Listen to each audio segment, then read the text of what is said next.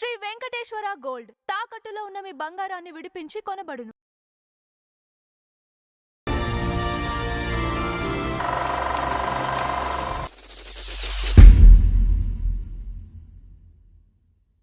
నమస్కారం నందమూరి చంద్రరావు గారు. నమస్కారం అంజబాబు గారు. మనకి గయ్యాలి క్యారెక్టర్లు అనగానే గుర్తొచ్చే వాళ్ళు కొంతమంది ఉంటారు. సూర్యకాంత్ గారు కాదు, అయితే సూర్యకాంత్ గారు కరెక్టే. ఓకే, కానీ గుణమ కథ చూసారుగా మీరు? అయ్యో ఇది చూడలే. సూర్యకాంతం గారినే అల్లల్లో అడిచిన క్యారెక్టర్ ఛాయాదేవి గారు. అది బ్రహ్మాండమైన క్యారెక్టర్.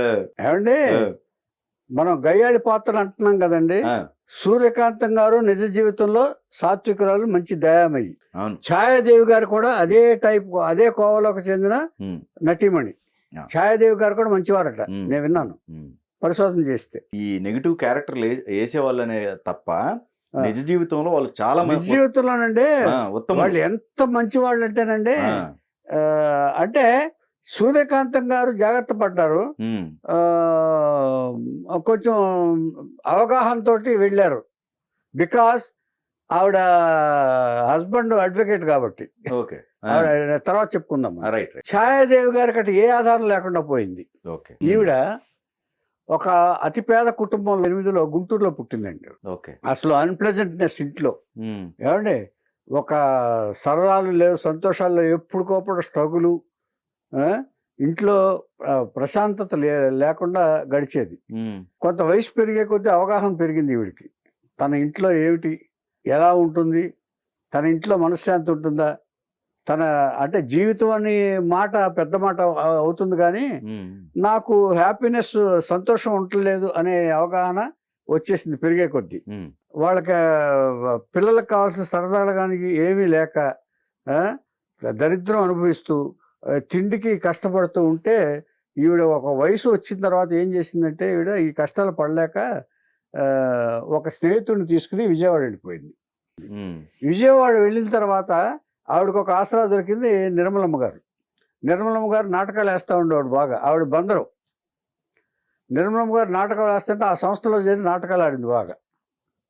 నాటకాలు ఆడి బాగా ప్రదర్శనలు అది ఇచ్చేవాళ్ళు, ఏదో కొద్దిగా గొప్ప వచ్చేది. ఈ స్నేహితులతో అలాగే ఉంటుంది. అక్కడ న్యాచురల్గా ఒక రూమ్ తీసుకుని ఉంటారు కదండి, అది అయిపోయింది.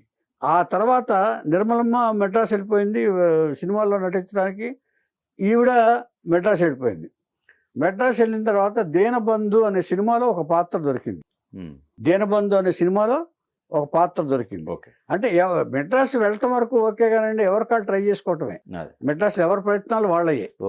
అంచేత నాటకాల నుంచి వచ్చారు కాబట్టి వీళ్ళు ఒకరి ద్వారానో ఎవరి ద్వారానో ప్రయత్నాలు చేస్తూ ఉంటారండి. అప్పుడు ఎంతంటే ఆ నాటకాల బేస్డే మొత్తం ఆర్టిస్టులు అందరూ నాటకాల నుంచే సినిమాల్లోకి వచ్చారు తప్ప ఏ నటుడినైనా చూడండి, ఇంక్లూడింగ్ ఎన్టీఆర్ గారు, నాగేశ్వరరావు గారితో సహా నాటకాలు ముందు బేసు. దానికి ప్రథమ పాదం నాటకాల నుంచి సినిమాల్లోకి వచ్చారు అందరూ కూడా. అంతే కదా ఏమంటే ఇంక్లూడింగ్ టాప్ ఆర్టిస్టులు. కరెక్ట్. ఇలా వచ్చిన తర్వాత ఆవిడ ఏం చేశారంటే, ఈవిడ పర్ఫార్మెన్స్ ఇది గ్రహించిన తర్వాత కన్నామ్మ గారు గ్రహించారు ముందు.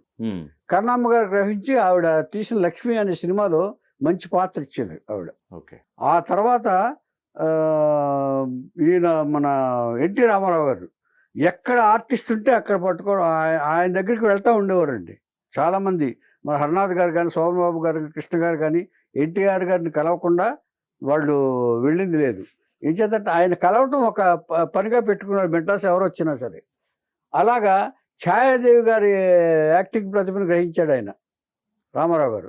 రామారావు గారు పిలిపించి పిచ్చిపుల్లయ్య, తను తీసిన ఫస్ట్ సినిమా పిచ్చిపుల్లయ్యలో ఒక మూర్ఖపు జమీందారునిగా క్యారెక్టర్ వేశాడు. ఆ మూర్ఖత్వానికి పరాకాష్ఠ చూపించేసింది ఛాయాదేవి గారు. ఏమండి ఆ తర్వాత ఇక విజయవాడ దృష్టిలో పడింది ఆవిడ. విజయవాడ దృష్టిలో పడి కేవీ రెడ్డి గారి దృష్టిలో పడింది మెయిన్. కేవీ రెడ్డి గారు మాయాబజార్ తీస్తున్నారు. అప్పుడు మాయాబజార్ తీస్తుంటే సాఫ్ట్ క్యారెక్టర్ రేవతి పాత్ర ఇచ్చారు ఆవిడ. ఇందులో గయ్యాళ్ళు కానీ ఇది కానీ లేదు, రేవతి పాత్ర ఇచ్చారు. అందరూ విమర్శించారు. రేవతి పాత్ర ఆవిడకి ఏమిటి, ఛాయాదేవి ఏంటి, అసలు పర్సనాలిటీ ఏమిటి, ఆవిడ ఇదేమిటి, ఒక డిగ్నిటీ లేదు, అది లేదు, ఛాయాదేవికి రేవతి పాత్ర ఇవ్వటమేంటి అంటారు. అప్పుడు ఆయన ఒక సమాధానం చెప్పాడు ఆయన. ఇప్పుడు సావిత్రి కొంచెం లావుగా ఉంది కదా, మరి ఆవిడ తల్లి అంటే ఆవిడ ఎలా ఉండాలి అంచే ఛాయాదేవి గారి పర్సనాలిటీ, సావిత్రి గారి కూతురు అంటే నమ్మటానికి వీలుగా ఛాయాదేవి గారి పర్సనాలిటీ ఉంది, అందుకే ఆవిడ పెట్టాను అన్నారు. నిజంగానే హుందాగా నటించింది ఆవిడ ఛాయాదేవి గారు. మాయాబజార్ చూస్తే ఎవరికైనా అర్థమవుతుంది, చాలా హుందాగా ఆవిడ ఇచ్చింది. ఏం చేద్దంటే బలరాముడు దుర్యోధనుడికి ఇస్తానన్నప్పుడు ఆ సీన్స్లో మాయాబజార్లో ఈ మాయాపేటికలో ఇది చూస్తున్నప్పుడు ఇదంతా ఆవిడ చాలా హుందాగా నటించి రేవతి పాత్రకు న్యాయం చేసింది ఎవరు. దాని తర్వాత భానుమతి గారితో కూడా ఒక మంచి రఫ్ క్యారెక్టర్, మాంగళ్య భాగ్యం అనే సినిమాలో రఫ్ క్యారెక్టర్, బీడి గీడిగా కాలుస్తుంది ఆవిడ, పని మనిషిగా పెట్టుకుంటుంది భానుమతి గారు. వీళ్ళిద్దరి మధ్య డైలాగులు చాలా బాగుంటాయి మాంగళ్య భాగ్యం అనే సినిమాలో. ఎక్కడి నుంచి వచ్చా ఈవిడ వెటకారం తెలుసు కదా భానుమతి గారు, ఆవిడ ఏం చెప్తే ఈవిడ వెటకారంగా మాట్లాడేది. ఇన్ని సినిమాల్లో చేస్తుండగా విజయవాడలో దృష్టిలో పడింది కదా ఆవిడ. ఇక గుండమ్మ కథ సినిమా తీద్దాం అనుకున్నారు సూర్యకాంతం గారితో. ఎన్టీఆర్, ఏఎన్ఆర్, రమణారెడ్డి, రాజనాల, సావిత్రి, జమున, హరనాథు ఇంతమంది క్యాస్టింగ్తో చేస్తున్నప్పుడు ఈ క్యారెక్టర్కి, ఈ సూర్యకాంతం గారి ఆపోజిట్ క్యారెక్టర్కి ఛాయాదేవి గారు తెలుసు కదా మీకు అందరికి. కానీ అసలు మాట్లాడుకుంది కర్ణమ్మ గారిని. ఓకే, ఈ క్యారెక్టర్ ఛాయాదేవి కాదు, కర్ణమ్మ గారు. కర్ణమ్మ గారిని ఎందుకు బుక్ చేశానంటే ఛాయాదేవి జోలికి వెళ్ళా. ఎంత బాగా చేసినా కూడా మాయాబజార్లో ఆ జోలికి వెళ్ళా. కర్ణమ్మ గారిని ఎందుకు బుక్ చేశారు, ఆ క్యారెక్టర్కి ఒక డిగ్నిటీ కావాలో లేకపోతే ఇంకోటో వాళ్ళ దృష్టిలో కర్ణమ్మ గారు ఉన్నారు. కర్ణమ్మ గారు అనుకున్నారు, ఫిక్స్ చేశారు. ఫిక్స్ చేస్తే ఆవిడ డేట్లు కుదరలా. ఓకే, అప్పుడు ఏం చేద్దామని డిస్కషన్ పెడితే అప్పుడు రామారావు గారు కూడా అక్కడే ఉన్నారు. ఉంటే ఛాయాదేవిని పెట్టడం చాలా బాగా చేసింది ఆ సినిమాలో అని చెప్పి రామారావు గారు సజెస్ట్ చేశారు. ఛాయాదేవి గారిని పెట్టచ్చండి, ఆవిడ కొంచెం డిమాండ్స్ ఎక్కువ ఉంటాయి, రెమ్యునరేషన్ కొంచెం ఎక్కువ అడుగుతుంది అంటారు. రామారావు గారు అప్పుడు అన్నారు, ఏమండి బాగా చేసినప్పుడు క్యారెక్టర్కి పండినప్పుడు ఆవిడ వల్ల లాభం ఉన్నప్పుడు, ఆ నటి వల్ల లాభం ఉన్నప్పుడు మనం ఎక్కువ ఇస్తే మాత్రం తప్పేంటండి అని చెప్పి కన్విన్స్ చేశాడు ఆయన. అప్పుడు అలాగొచ్చింది ఛాయాదేవి క్యారెక్టర్. ఛాయాదేవి క్యారెక్టర్ వచ్చిన తర్వాత అసలు ఎంత పండిందో మనం అక్కడ సూర్యకాంతం గారితో ఆ ఇద్దరు జుట్టు పట్టుకోవటం, తర్వాత సూర్యకాంతం గారినేమో గదిలో పెట్టి తాళం వేయటం, తర్వాత ఆవిడ వచ్చిన తర్వాత ఇవి పిడకలు చేసిన చేతులు అంటే ఆవిడ ఇవి జొన్నలు దంచిన చేతులు సావిత్రి గారు. ఇలాగ ఆపోజిట్గా నాయన ఎన్టీఆర్తో కూడా ఇది రాజనాల గారితో చేతులు కలపటం, ఆ మొత్తం నగలన్నీ తీసుకోవటం చాలా బాగా పండించారు ఆ క్యారెక్టర్ని. ఛాయాదేవి ఎస్పెషల్గా గయాళి నెంబర్ 1, గయాళి నెంబర్ 2 లాగా సరిపోయింది ఇది ఈ పాత్రలకి. ఇలా ఉంటుండగా ఆవిడ సూర్యకాంతం గారు ఏం చేస్తారంటేనండి, ఎవరు వచ్చినా సరే ఆవిడ కొంచెం వంట బాగా ఇష్టం ఆవిడకి.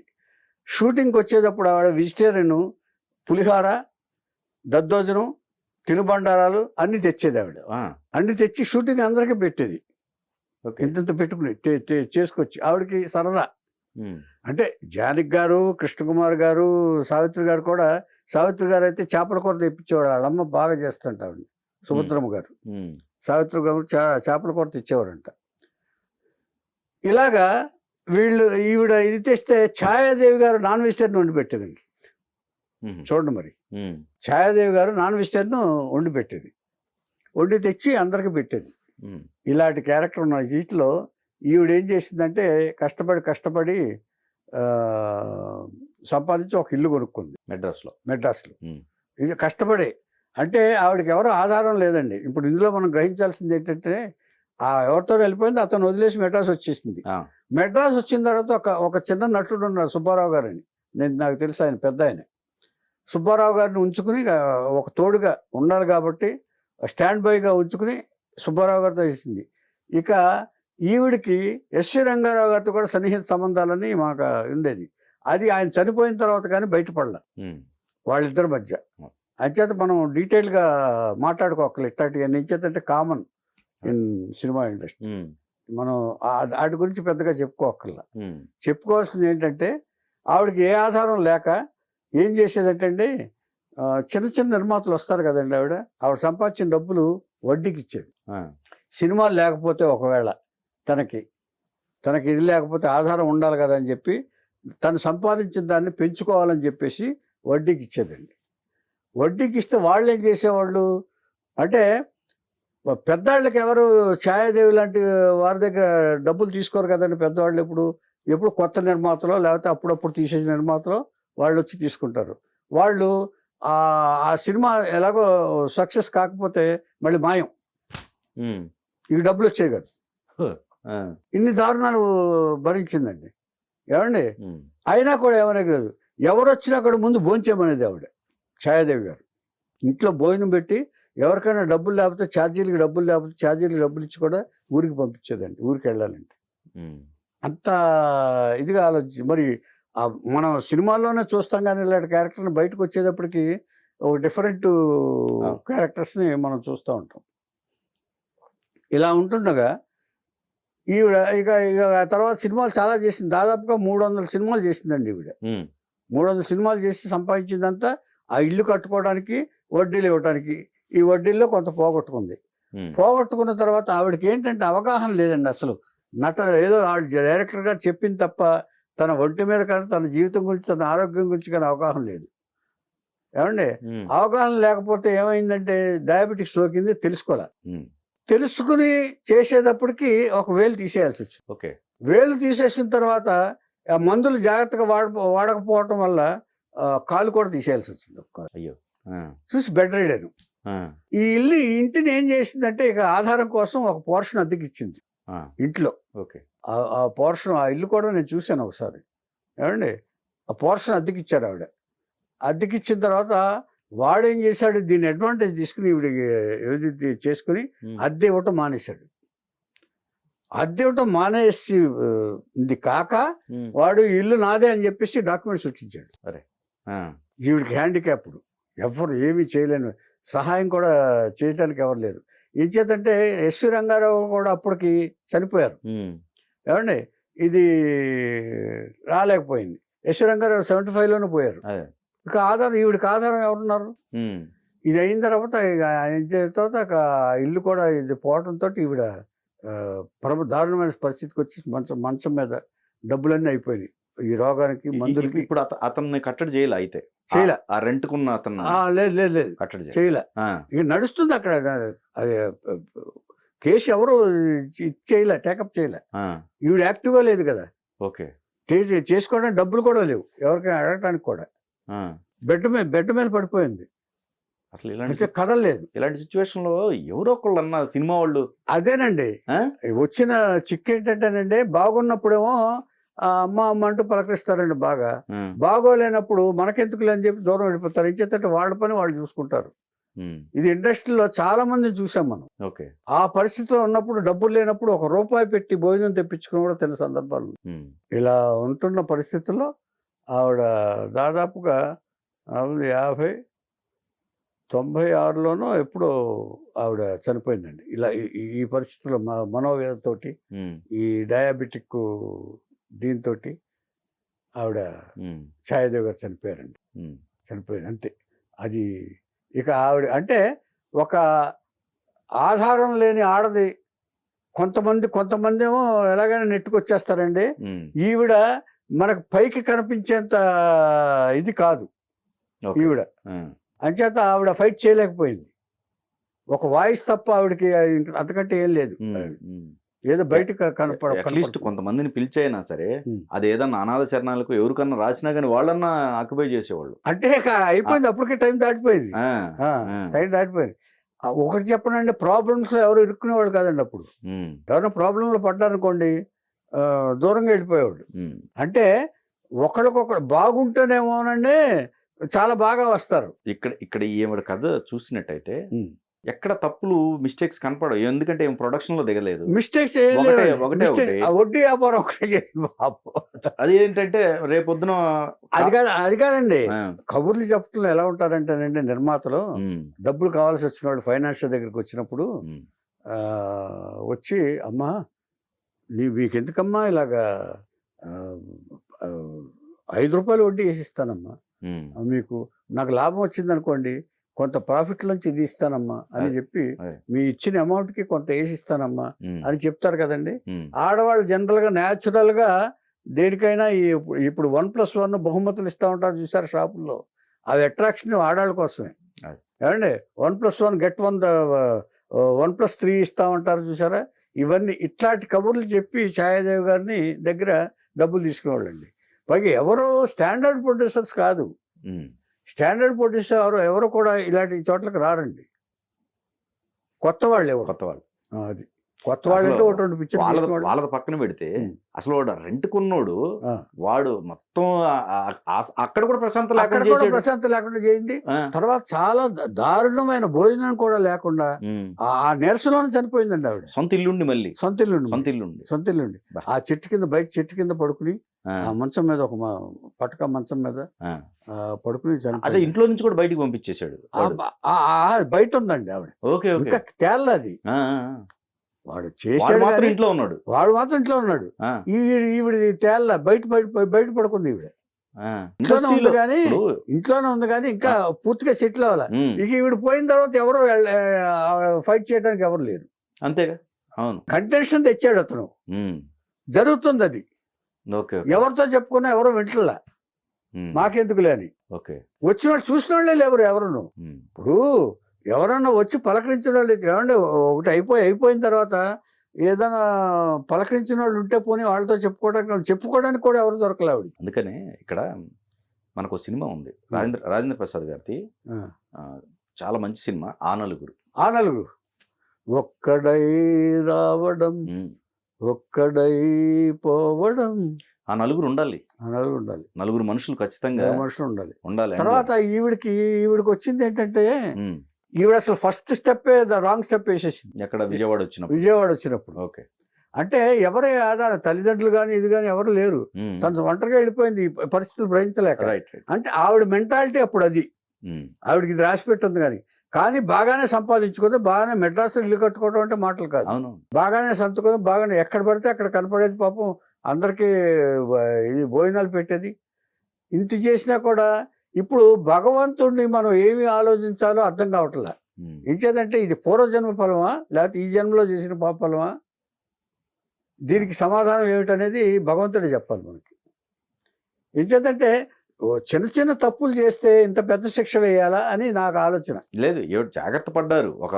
ఇప్పుడు పైన రెంట్ ఇచ్చిన హ్యాపీగా ఉండేవాళ్ళు. అన్ని మంచిదే చేసింది.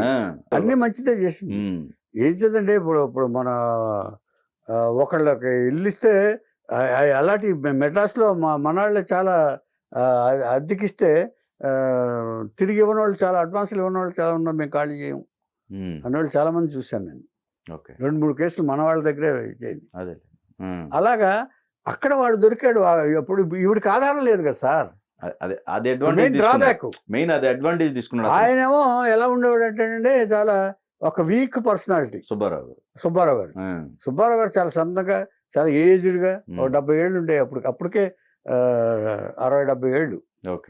ఆయన ఏం చేస్తాడు ఆయన అంచేత, ఎందుకంటే ఊరికే ఎవడో ఒక తాతో తండ్రో ఉన్నాడని అనిపించుకోవడానికి పెట్టుకుని తప్ప ఆవిడ డామినేషన్ అంతా ఆవిడది. ఇది ఇలాగా ఆవిడ జీవితం అంటే ఒక ఆవిడ కర్మఫలమో లేకపోతే ఇంకో ఆవిడ చేసిన తప్పిదాలో ఇలా ఎడమారిపోయింది. ఇదండి ఛాయాదేవి.